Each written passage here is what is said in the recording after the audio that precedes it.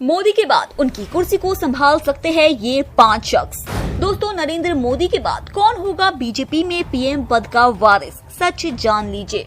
भारत के भविष्य के लिए ये 2 मिनट की रिपोर्ट आज आपको जरूर देखनी होगी। अक्सर राजनीतिक चर्चाओं के दौरान एक सवाल जो लोगों के द्वारा पूछा जाता है कि नरेंद्र मोदी के बाद बीजेपी किसे प्रधानमंत्री पद का दावेदार बनाएगी। ये बात आपके मन में भी आती होगी कि मोदी जी के बाद किसके हाथों में देश का भविष्य होगा। देखा जाए तो मोदी कुर्सी का वारिस कोई ऐसा शख्स होगा जो बीजेपी और आरएसएस दोनों की कॉमन चॉइस यानी मिली जुली पसंद हो। अगर 2024 या 2029 में फिर से देश में बीजेपी की सरकार बनती है तो प्रधानमंत्री पद के लिए सबसे मजबूत दावेदार कौन कौन हो सकते हैं। आपको बता दें कि भारतीय जनता पार्टी देश की सबसे बड़ी राजनीतिक पार्टी है।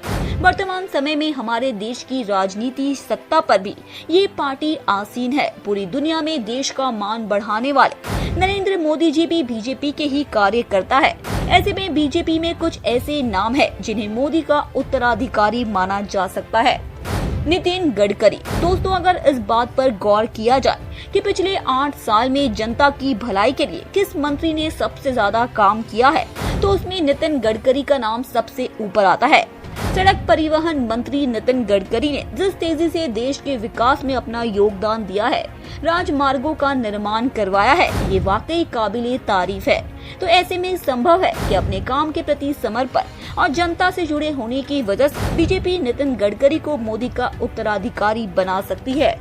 शिवराज सिंह चौहान। दोस्तों, साल 2005 से लेकर 2022 तक लगातार 19 साल तक मध्य प्रदेश के मुख्यमंत्री बने रहे हैं। शिवराज सिंह चौहान भी प्रधानमंत्री के पद के लिए एक मजबूत दावेदार है।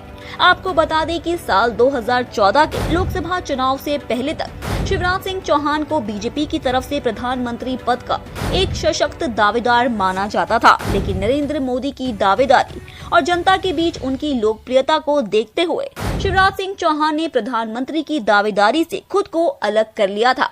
लेकिन आज भी बीजेपी के संगठन आरएसएस से जुड़े होने की वजह से भविष्य में उनके प्रधानमंत्री बनने की आशंका जताई जा सकती है। डॉक्टर हिमंत बिश्व शर्मा। जी हां, असम के वर्तमान मुख्यमंत्री डॉक्टर हिमंत बिश्व शर्मा की प्रसिद्धि भी ऊपर बताए गए किसी भी उम्मीदवार से कम नहीं है। साल 2001 से 2015 तक भारतीय राष्ट्रीय कांग्रेस की टिकट पर विधानसभा चुनाव लड़ने वाले हिमंत बिश्व शर्मा ने 23 अगस्त 2015 को बीजेपी में शामिल हुए थे। आपको बता दें कि बीजेपी में शामिल होते ही इन्हें पहले ही क्रम में मंत्रिमंडल में जगह मिल गई और दूसरे में क्रम में सीएम बना दिया गया था। ऐसे में ये कहना गलत नहीं होगा कि मोदी के बाद बीजेपी इन्हें प्रधानमंत्री बना सकती है।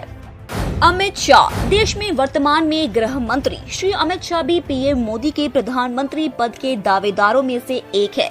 ऐसा कहा जाता है कि पीएम मोदी आंख मूंद कर विश्वास करते हैं तो वो है अमित शाह पर। साल 2014 में बीजेपी को पहली बार पूर्ण बहुमत दिलाने की बात हो या देश के ज्यादातर राज्यों में पहली बीजेपी की सरकार की बात हो, अमित की चुनौती रणनीति का दबदबा सभी ने देख लिया है।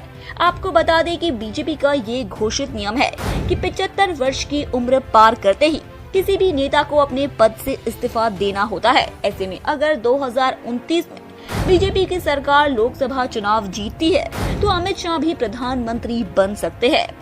योगी आदित्यनाथ। जी हां, उत्तर प्रदेश के मुख्यमंत्री और भारतीय जनता पार्टी के फायर ब्रांड नेता योगी आदित्यनाथ प्रधानमंत्री पद के सबसे प्रबल दावेदार माने जाते हैं। देश की बड़ी आबादी भी उनको खुला समर्थन करती है, इसलिए योगी के सबसे ज्यादा चांस है पीएम बनने के और देश की कमान संभालने के।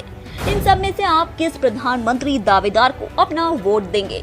कमेंट में लिखकर जरूर बताएं। साथ ही इस वीडियो को शेयर जरूर करें।